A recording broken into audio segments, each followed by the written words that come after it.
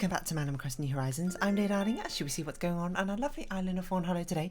And man, the opening title sequence is very unnerving when there's no music playing, isn't it? It's just, you have a gentle crushing of grass, I suppose, beneath Lily's feet as she walks around as she's...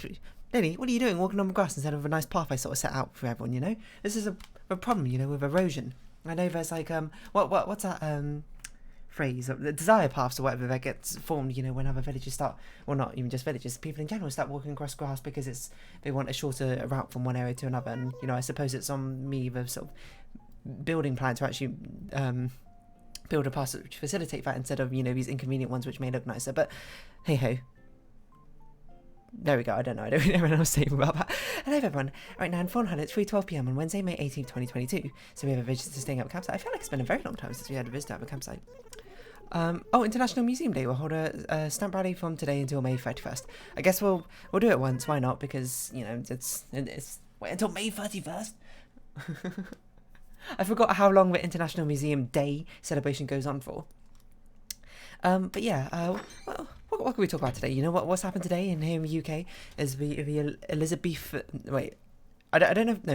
line. It's not called the Elizabethan line, right?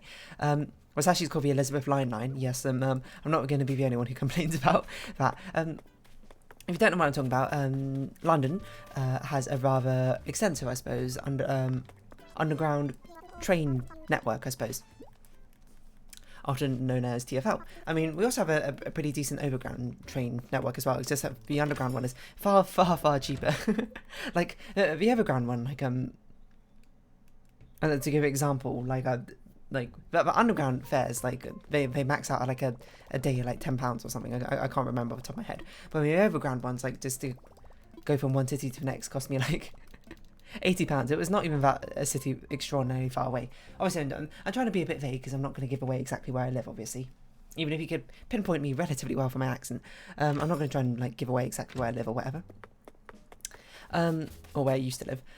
But yeah, the Elizabeth line got unveiled. It's a new line being added to the TfL sort of network, except for it's not really been added.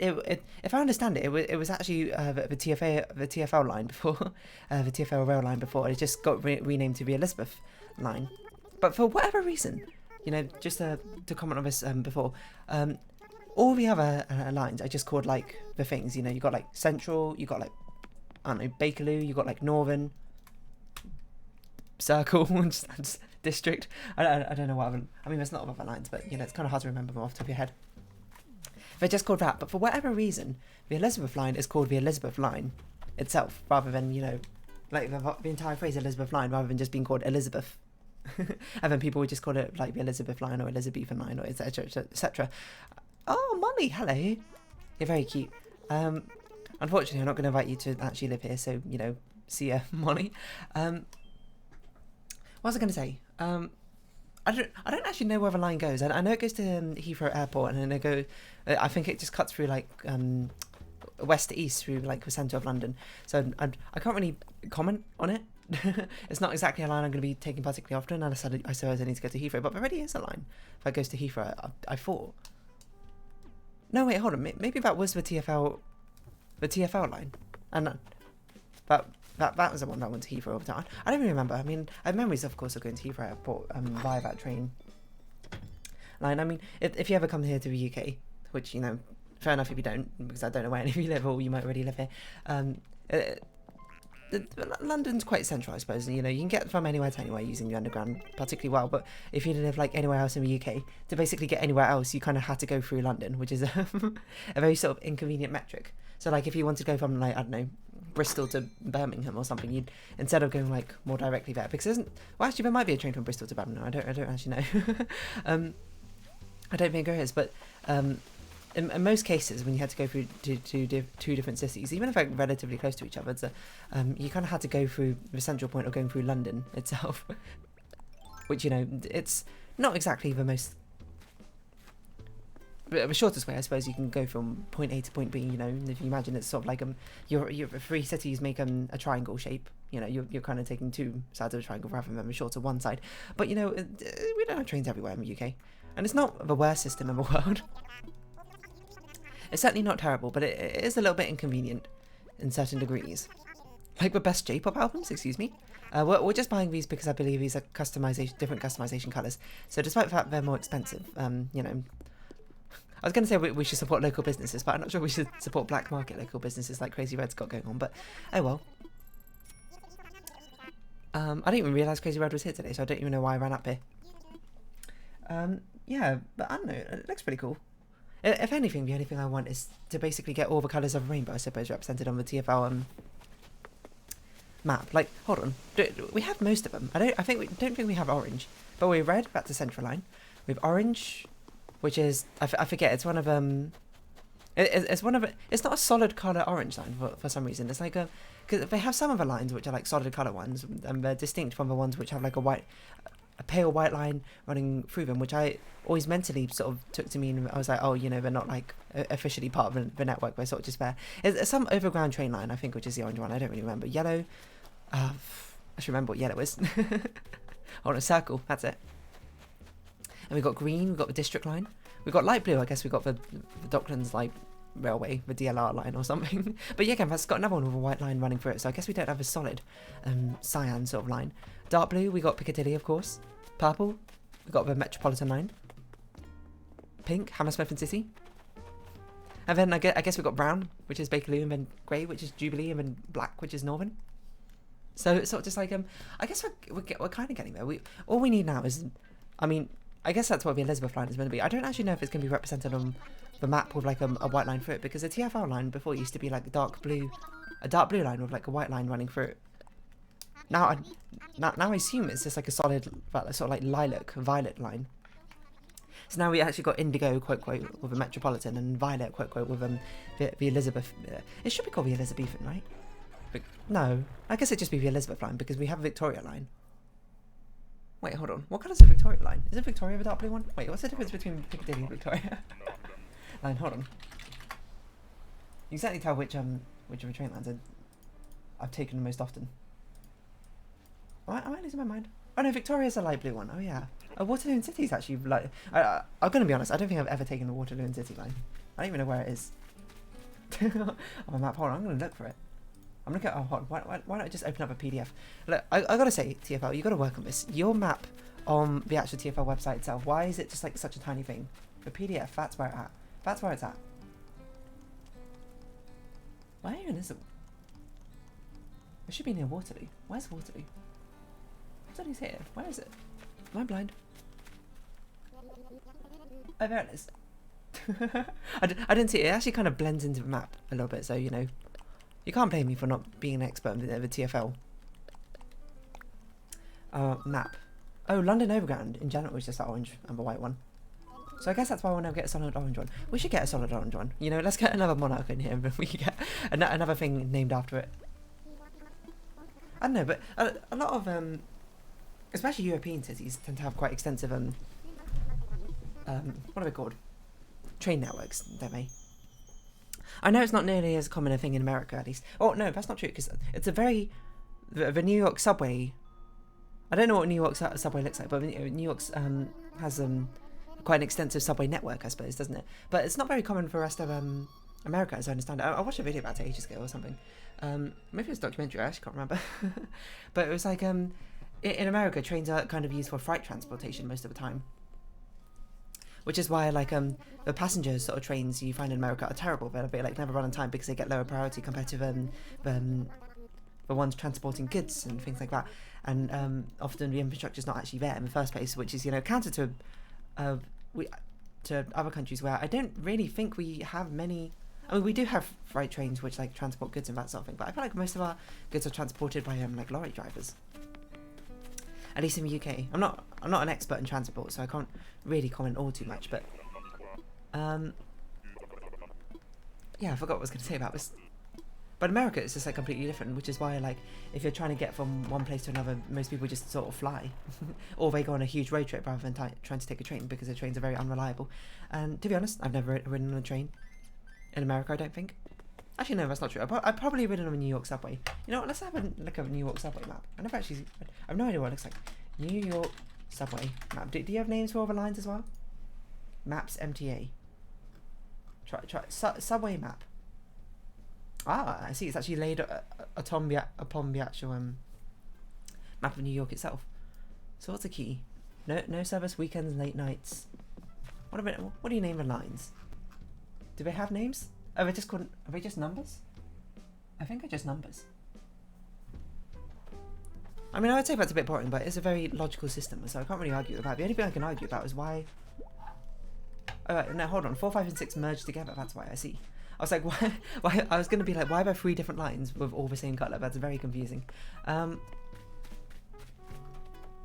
certainly must say, I do like the TFL's portrayal, I suppose, of the actual London Underground map itself. I understand the convenience of it being portrayed on the actual map of New York itself, but you know, there's benefits and there's deficits, I suppose. For one, the not metro, but what's the word?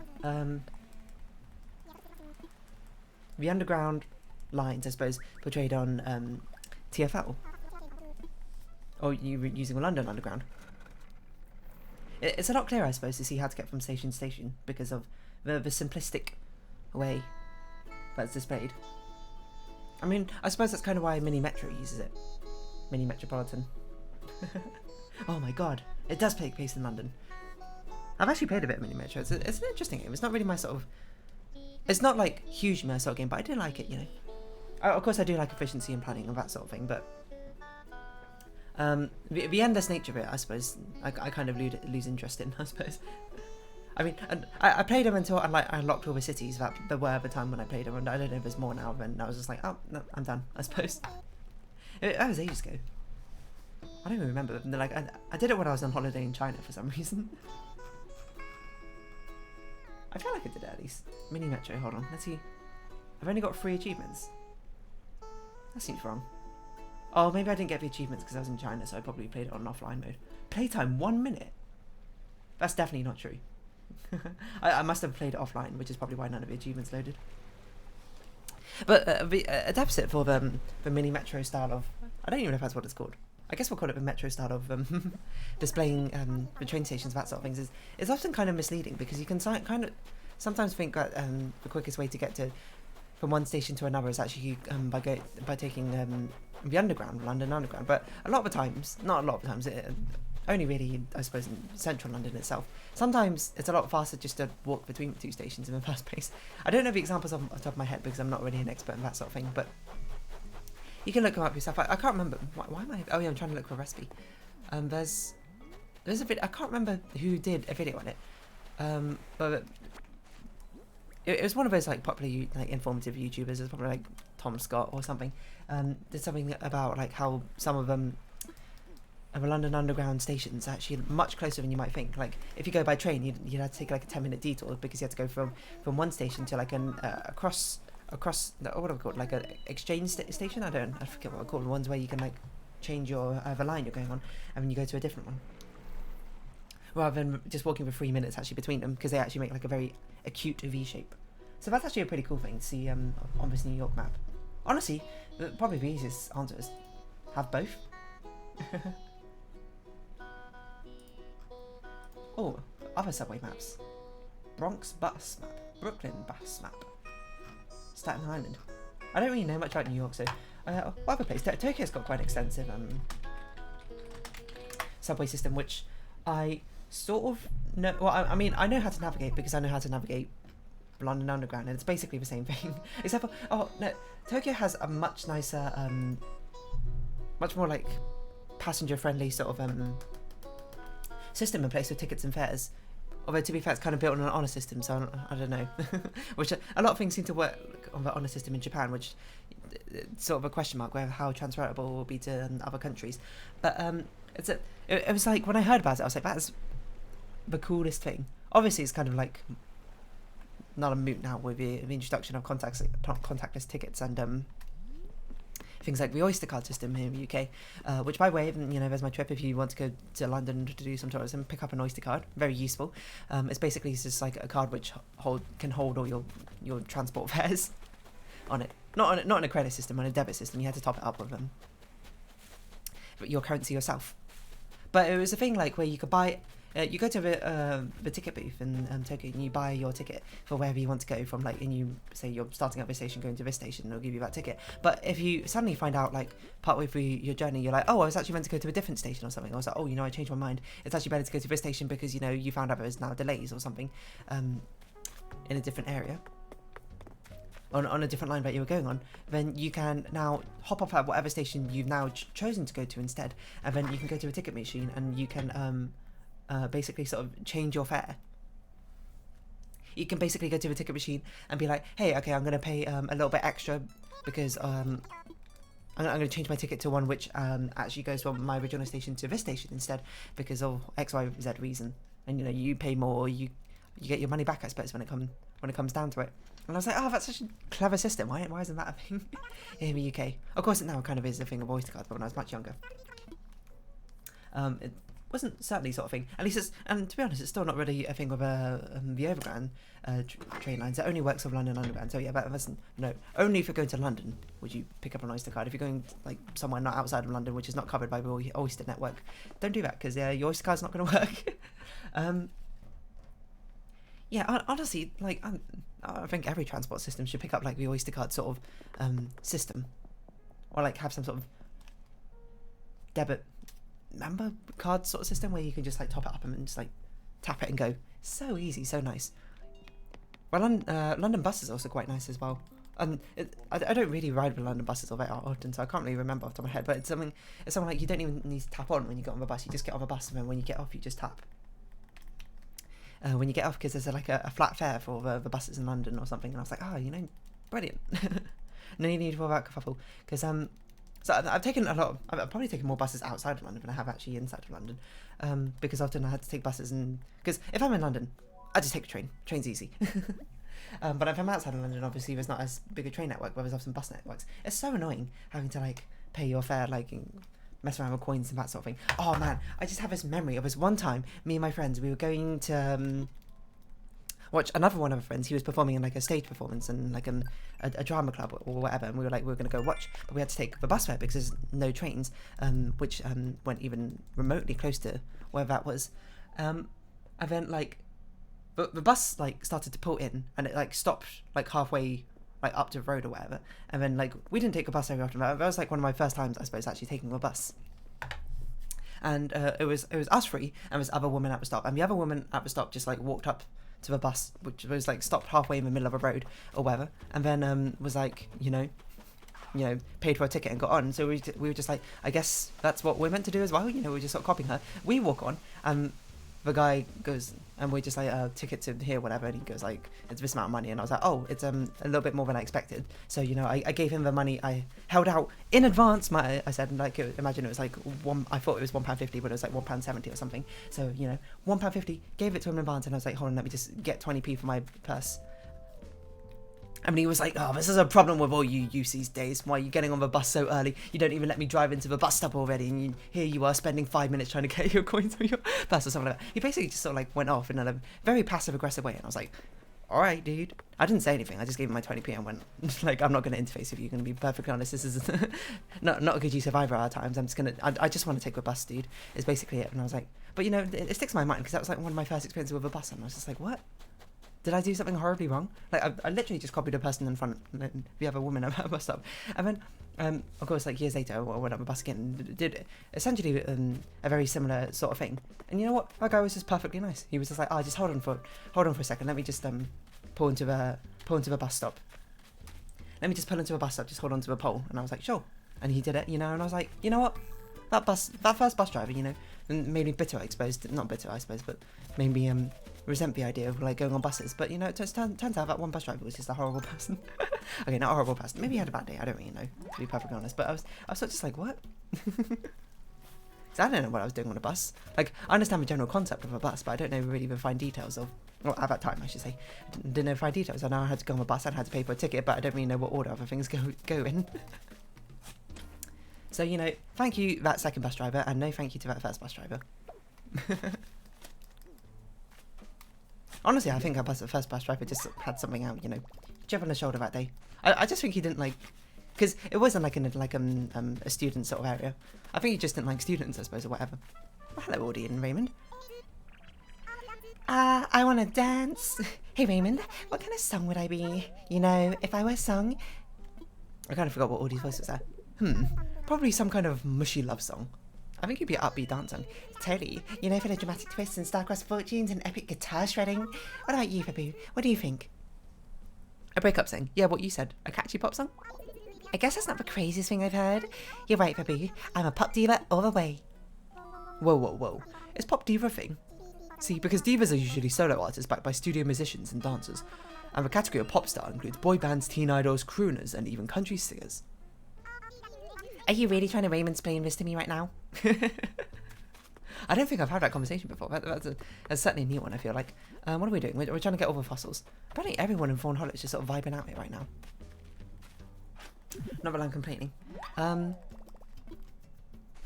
forgot what I was saying. I don't know. Transport's kind of good here in the UK. If you don't have it in your city, you know, shame. Oh yeah, I was looking at the Tokyo Underground. Like, I remember in, oh no, you know what? I didn't take a Tokyo subway all that often. I took the JR lines. Tokyo JR line map? Because there's a thing in Tokyo where if you're a tourist, you can actually buy these like JR passes, which basically allows you to, for whatever time period you have them for, you can ride the JR line an unlimited amount of times. Actually, I had to take a subway the reason I ran out. It was on my first trip there. I took a JR pass because we stayed there for like 3 weeks or something. Some very long time like that. So we used the JR pass for the entire thing, essentially. So basically, we had no train fares. Apart from one place we had a train fare, but still. Shinkansen? No, Tokyo Maps. That's what I want. And I remember I can't remember. It's a green, the light green line. Oh, the Shinjuku line, is that it? Oh, the Yamanote line. That's it. That's the one which I always wrote about. You know, to get from Shinjuku to like Akihabara to like I don't know, other places. Shibuya, Ikebukuro, I think was on that line. Maybe I can't see it on this line. Ikebukuro. It's not called Ikebukuro. That's me sort of mashing two words together. I also used it to get them. Of course, we took the Shinkansen from Osaka to Kyoto, and then from Kyoto to Tokyo. That was pretty cool. I don't even remember much of it. I kind of slept for most of it, to be honest. But still. Oh, I took it to another... I can't remember which town we took it to, but they had a Tanabata celebrations. It might have been Yokohama. No, that doesn't sound right. It might have been Chiba. I'm looking at the map now. I'm looking at it was a big not a massive city, but it was a reasonably big city. Honestly, I'm gonna say Tokyo's train line maps very nice. I don't really line symbol station number. Like, it does make it a bit cluttered because the subway map they have every single station is labelled with what line it is and then what number station it is. I feel like you don't have to put what. Oh no, I guess you do, because the ones where there's intersections, you'd have to say what number they are on that line. Okay, that's fair enough. Yeah, that's fair enough. Although I feel like you probably could have just used a coloured circle and put the number inside rather than having to put the letter as well. I guess that's for easy sort of reference, but you know, it just feels a bit crowded, I suppose. The JR line is also kind of similar. Quite similar to the London Underground sort of line map. You know, I wonder if, you know, in Mini Metro, I'm going to close out all these tabs now. I wonder if in Mini Metro you can get like different skins or mods for the game which display them like different sort of tube lines in different cities or something.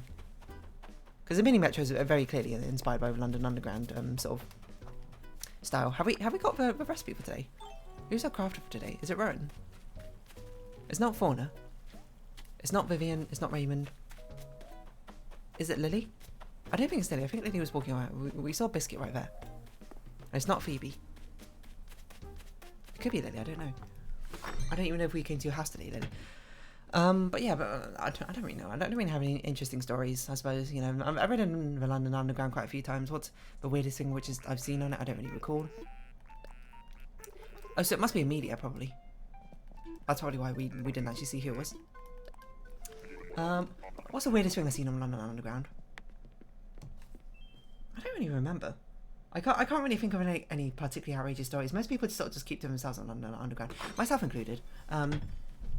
For one, it's incredibly noisy a lot of the times. Depends on whatever line you're riding, I suppose, because, you know, some of the overground lines tend to be quite quiet, but a lot of the underground lines, especially, tend to be quite noisy as they go through the tunnels and rattling on. You can't even hear anything. Like, one thing I always think about is like how I can't really hear my music through my headphones on very noisy lines, but I don't want to turn up my headphones anymore because I'm just like, oh, you know, I'm gonna like deafen myself or something. If anything, I suppose I should get those noise cancelling sort of headphones or whatever. But you know, I'm sort of adverse from spending more than £5 on my headphones in the first place, which might be why I kind of replace them every like 2 years instead of like having them for like 10 years or something. Yeah, I don't know what else to say about London Underground. I don't know. I'm a sucker for efficiency, so of course I love the idea of the concept of it. And if you don't have someone like that, like any sort of public transport network, you know, you're missing out. But very convenient, especially for someone like me who can't drive, I suppose. But you know, I suppose it kind of depends on like how it is in each of the countries, because I've been on a few of the subway lines in like Europe as well. And they're also pretty good. The German one was pretty nice from what I recall. I don't remember it particularly well though. But like, I suppose you might be soured on the experience if there's constant delays or whatever on your like whatever like transport system you choose to go by. You know, cars I feel like certainly are far more susceptible to that sort of thing because you know the fact that you take up a lot more space and you're transporting far fewer people and everyone's going. But the benefit of cars is you can go, I suppose, your own sort of custom direction, certainly. But you know, trains are like, provided you have a good enough train network, I suppose, in the first place, or any sort of public transport network, you don't have to go that far anyway. You just go to the nearest station and you like walk 5 minutes or something. And it's very nice. I know, I suppose I like the openness, I suppose, of a train a lot more than a car as well. I mean, you get those weird situations like Elon Musk's like tunnel system with the cars, which seems like the worst of both worlds, but you know, I'm not an expert in transport, so I'm not really going to comment about it, and I'm going to let other people who are, you know, much more who are professionals, I suppose, in that industry to, you know, eviscerate it on its own rights. I'm just saying, train network, London Underground, I'm thankful for it, even with all the delays that sometimes occur when you try and ride on it. Now, the overground train network I'm less fond of because of how crazily expensive it is. Like sometimes like one-way journeys are like £200 or something. I was like, what? You can get this rail card thing which gives you discounts on them, but it's only like 30% discount. And rail card itself is like £300 or something. To be fair, I did used to have that rail card for quite a while. Because I worked out the maths. Because it also gave you a discount on like London Underground fares as well. And I worked out the maths, and you know I was like, oh, you know, I'd actually get a discount if I do this, since I used to train every day back then. But nowadays I don't. So yeah, I'm going to round off this episode here, I suppose. I know. Subway networks, I guess that's what I'm going to call this episode. If you haven't been watching, thank you very much. It's been Animal Crossing New Horizons. I've been Dear Darling. Any likes, comments, subscription, shares are greatly appreciated. Join my Dear Darling Discord, follow me on Twitter down below. Hope to see each other again, but for now, it's our farewell. So until next time, bye bye for now.